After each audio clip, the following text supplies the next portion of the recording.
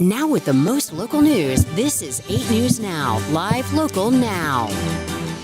You want to go first? Sure. Happy Take it Friday, away. everybody. We hope you had a great start to your day and that it continues to go well. Thank you for joining Ozzy and myself.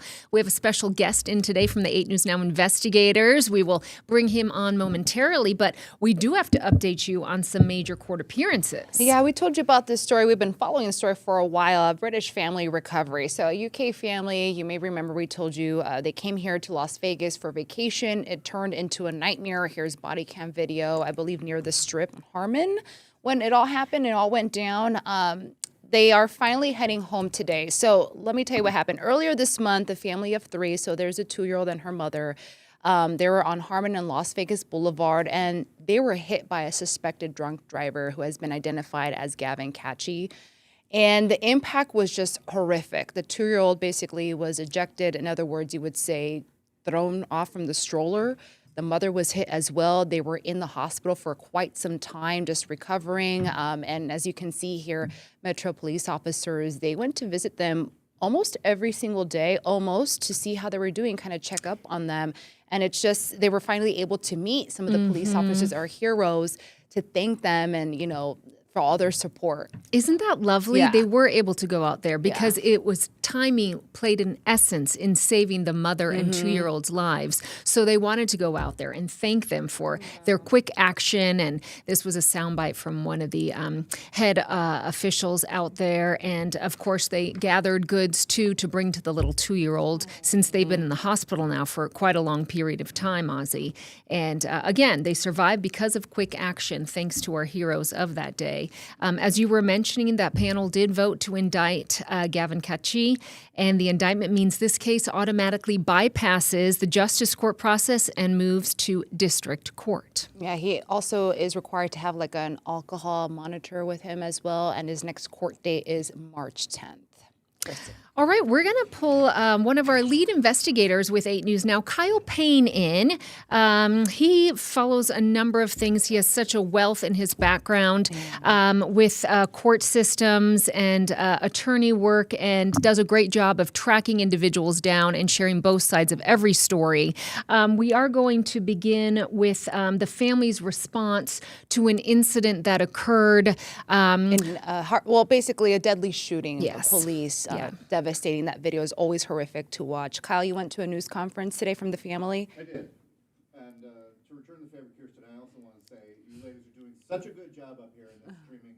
We do have some serious stories to do, and this is one of them. So we were out in the forefront of one of these stories where a domestic incident turned deadly when a dad is on video holding his 3-year-old, and when he had a standoff with police, police ended up shooting the man, and probably also the police said that the man had a gun that was turned at his son. I think there's going to be a question that plays out in court: who shot the boy? Who shot the 3-year-old boy? And in addition to how sad all of this is, one of the tragic things is when the little boy's photo pops up. And that was one of the things they said at today's press conference, where they indicated, there you have it, that's right there, that's hard to watch, but also so are the beautiful pictures of the boy that our reporter Joshua Peguera was able to get the day after, or the day of the shooting, when the parents came out and spoke. So that mom today was there with her attorneys to indicate that she plans on suing. We asked if the lawsuit was ready. They said no. We asked if what the causes of action would be. It sounds like a wrongful death lawsuit for the death of the little boy, which they seem to blame Metro for. And they said the truth was going to come out. They also said that they were going to sue for the violation of civil rights, probably not only of the boy, but also of the family. So I thought perhaps, in my own opinion, it was a little premature for them to have called this press conference today, where they're still so early in the phases, but let the police and the world be on notice. This family plans on suing. We heard from the grandfather of the little boy today, who had this to say. The truth will come out. Everybody will get that. They were called to help, not to kill hostages. If they want to say my grandson was a hostage, fine. Last time I checked, you don't kill hostages. SWAT was on scene. Where was the negotiation? There was a demand made. Everybody's seen it. What the police put out, what they put out in their press conference, they answered with bullets. Not one, It wasn't a shootout. They were not in danger. They were in control, and they chose. Do not. Let me rephrase it. You better really think your situation through before you dial 911.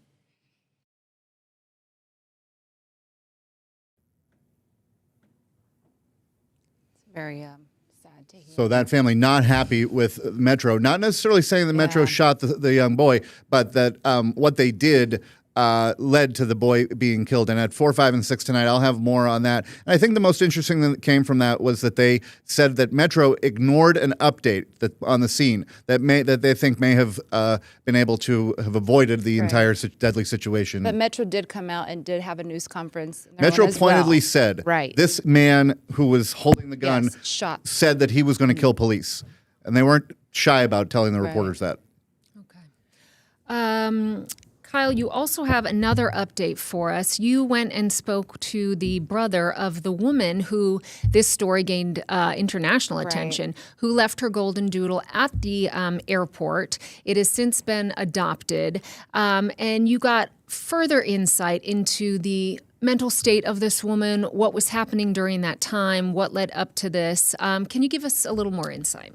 Sure. That you see there is a photo of Jamira Bryson, and Jamira is 26. I spoke with her brother, Gerald Bryson, who said that Jamira entered the military and came out a different woman, that she had endured or sustained some trauma that led her to the point of maybe not being able to think a situation through, and certainly not being able to be prepared for a confrontation with the police at the airport when she was met with the news that she had not prepared the paperwork correctly for her dog. So he laid out a story for us that was very sad on behalf of his sister, saying we shouldn't necessarily let the narrative go that this person heartlessly left her beautiful dog in the airport. Although he didn't disagree with the facts of the case, that that's exactly what she did, that there was a reason behind it, and that we should have a little compassion for a veteran in crisis. Now, it's important because I came to the story late, ladies. The other investigators were doing, the 8 News Now investigators were on it, and reporter and anchor Sasha Loftus was on it. Her viral story got 15 million views because everybody, including the CBS Evening News, picked this story up. And she said her reporting recovered that the dog was not in very good shape when Animal Rescue and Retriever Rescue of Las Vegas picked it up. That it had a dirty coat, that it had long fingernails, that it had infections here and there, that it was scared, that it needed to be drugged in order for it to be rescued. So the story that the brother told is in direct contrast to all of that, because Retriever Rescue and Animal Control also said that they tried reaching out to this woman and her family multiple times, and that they were not cooperative. In fact, not very polite about it when they tried to say, do you want to be reunited with your dog? The family member or the brother, they didn't try to coordinate because there's a 10-day hold. Right. They have a mandatory 10-day hold where I guess they're required to say if the family wants to recover this dog, they could. And it seemed that was not happening in this case. Okay. Kyle, thank you so much. And you can read more on Kyle's report on our website, 8newsnow.com. With that, let's send it over to gaming and travel losses. Kirsten, you want to give us a dip in tourism? Yes. And again, thanks to Kyle. We're continuing to see that tourism slump. Air traffic numbers were released this week. Tourism is down 7.5% from the year prior. Occupancy in hotels, as we've reported, was about 80% for the entire year, with an average room rate at about $184. And then we also are getting news about the air traffic decline as well. Daryl's going to join us with a little bit of that information because we're always monitoring everything. Southwest, one of the biggest carriers, seeing their numbers come in. Spirit jumped out of the top 3 to 5 carriers for Harry Reid over the past year. We saw their numbers come in. Also international travel because the economy. Yes. The international travel down some 20% and international flights down some 20%. Daryl, did you want to add in a little bit there as well? Oh, yeah, it's for the gaming revenue. So Daryl was able to share some numbers with me before we go our question of the day. So gaming, statewide gaming is down a little more than 6% in January. It stripped down also 11%, and that's basically what we were able to get. And it's interesting because we've also reported on this how local numbers seem to be trending up. So it's very interesting, Daryl, for our question of the day. Yeah, no, you guys summed it up in tandem, really, that the gaming and the visitation and the revenue from all of that we are declining in there. And when it started this morning, the first news that we got today was the gaming revenue and that being down on the Strip. It was up in some parts. It was up in North Las Vegas, up in Laughlin, some of the outskirt areas in Clark County. Right. But we wanted to know, have you all gambled in the past 2 years? And we opened it up to the 2 years because at first I didn't think that I didn't really include sports betting, but that's gaming revenue. Mm-hmm. So that does count. And that's reflected. 72% of our viewers said that they have. So, yep, that counts. And we'll be checking on those results throughout the stream. So go to 8newsnow.com/vote, or right now you can scan the QR code to take part in our question of the day. But also, to keep in mind, Daryl, some people may be a little hesitant to respond. It's kind of a touchy subject sometimes to talk about when it comes to gambling, because so much leads to something else, So for those that did vote, thank you. We so appreciate you being so open with us, because I know how difficult it can be too. And we're not telling this information to use on you. Don't worry. Yeah, I promise. All right, guys, stay with us. We'll be talking more about weather, the 80s, baby. So you can plan for the weekend. Yeah.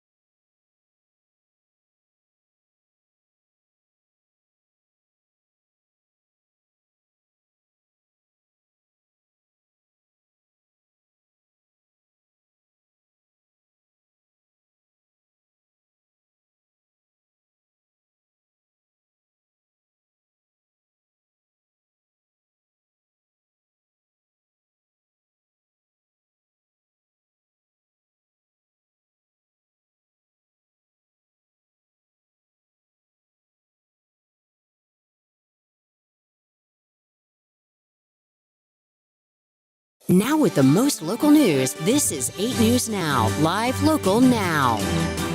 Hi, everyone. Hope you're having a great Friday. We made it to Friday. So exciting. Thank you so much for joining us here at 2 p.m. If you haven't stepped outside, now's the time, and you can do it through the weekend, Kirsten. With that, let's send over to Mary Jane Belieza.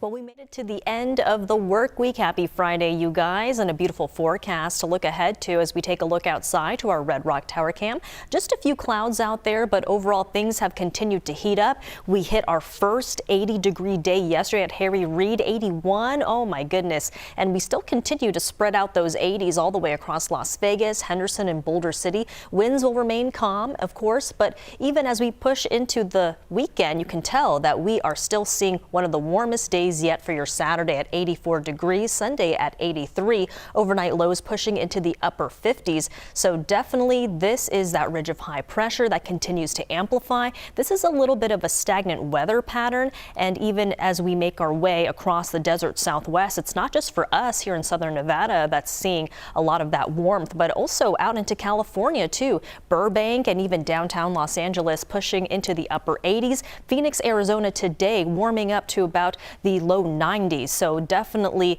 we continue to stay dry with a lot of that near record heat even through the end of February, pushing into March, I should say. Still a little bit cooler into the 70s, but still well above the normal 5 to even 10 degrees. Aside from the cooler conditions, some breezy winds out there and very slight chances of rain on the table. So we'll see what we can cook up as we make our way into the first week of March. Back to you guys. Thank you, Mary Jane. Ozzy, when's the last time you went out to Lake Las Vegas? Ooh, it's been a long time. It's far for me. It's like 45 minutes. 40? Oh, that's far. I know, because we live here in southern Nevada. We think it is far. That's legit. All right. Well, I went out recently paddleboarding, and of course you have to go on that 8-mile stretch of Lake Mead Parkway, right? It's not the prettiest road, but, it gets you to your destination. Yeah. Lake Las Vegas is, of course, gorgeous. But this is one of the busiest roads in the valley. There are a lot of accidents. And it's just so congested. 60,000 drivers take it each day. And they do have a traffic study underway. They want to know where the improvements can be. They want to make the road safer, and they want to make things more efficient for people who work and live around there. So last night was one of their meetings that they held to the public to give some input on what they'd like to see. Our reporter Sasha spoke with a number of individuals. Some said, yeah, it's time something was done to improve it. Others said, please don't add more congestion to the area. It's not worth whatever it'll fix because it's so busy as it is. But again, the goal is to make some improvements, to make it more efficient and safer. And there will be more meetings, but you can get more of those details if you'd like to weigh in on our website, 8newsnow.com.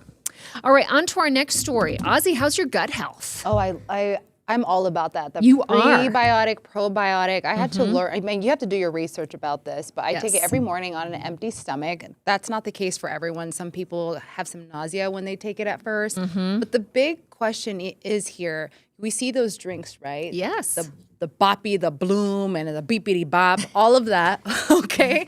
So are they healthy or not? Because I look at the sugar and some of them are just a little high on sugar, Kirsten. All right. Well, great question, Ozzy. And if you tune into 8 News Now at 4, you will get all of your answers. But I will give you a little bit before that. I talked to a gastroenterologist, and she said she's not anti these prebiotic and probiotic drinks, which have just popped up crazy in popularity. They're expected to make some $2 billion in the industry by 2029. I mean, that's just huge. Millennials, Gen Z are majorly fond of these drinks. They have lower sugar. They're fizzy drink with these healthy options. Kombucha, there's some video of kombucha. She says kombucha's good, but in moderation. You have to be cautious of the sugar. So she says, read your labels. She also breaks down what's the prebiotic versus the probiotic. And, I think most people know that the prebiotics essentially food for your gut. You could get them in food form like onions, garlic, chicory root. Those are all naturally rich in that. And then the probiotic is something you have to take every day to keep it consistent so your microorganisms are supported through your digestive tract. And if you want to choose to take that through a drink, well, you really do have to do your research. But again, I'll have all those details coming up tonight on 8 News Now at 4. So straight up garlic, huh? Yes. Straight up. I mean, I see that on ASMR videos when they're eating and they just pop in a garlic. Sorry, I love those videos. I feel inspired. All right, let's talk about She Got Game. I'm bringing Daryl for this. This is something that Flava Flav was pushing for on social media. He brought in the whole city of Las Vegas, and he made it happen, Daryl. What did he make happen? Yeah, well, this has been an all hands on deck sort of effort. I like how we're coming together like potluck style for the women's Olympians. Started first, he invited the U.S. hockey team to Las Vegas to celebrate. And now all medalists, all female Olympians. Paralympians, yes. Paralympians, That's wonderful. And come one, come all, right? I'm sure is what he's saying. But Yeah, this is pretty cool. They want to highlight and celebrate their achievements. Also, we were just talking about our gaming revenue and tourism and airport numbers. There's a good chance that, a lot of these young athletes maybe have never been to Vegas or never done Vegas properly. Chance. So right. Nice marketing effort for Las Vegas somewhat also. And for everybody to rally around it, MGM says they're reserving hundreds of rooms. So they're planning a parade in the summertime. Has that been confirmed, though? Because I keep seeing yes, no, maybe so. They're planning it. We're going to get some updates. There's a GoFundMe out there to sort of, because he says that people reached out wanting to help. Yeah. So there's one organized spot for a GoFundMe. So the word is definitely out there. And I'm sure the invitation is there also. Yes, and they say these are the dates, July 16th through 19th. Hopefully not one of us three will have to be out covering the parade in that kind of heat. All right, I'm just putting it out there. Do not make one of us three do this. I'll be out there with my ponytail. We'll make it happen, all right? Just waving it out, waving it out. Right. Not in that summer heat. No way. With Lou, everybody out here, the hockey team. Yeah, no. It's hot for them. It was much hotter than Milan Cortina. Yes. Woo! All right, guys, stay with us. We'll be right back. We're talking more about the Lunar New Year celebrations across the valley.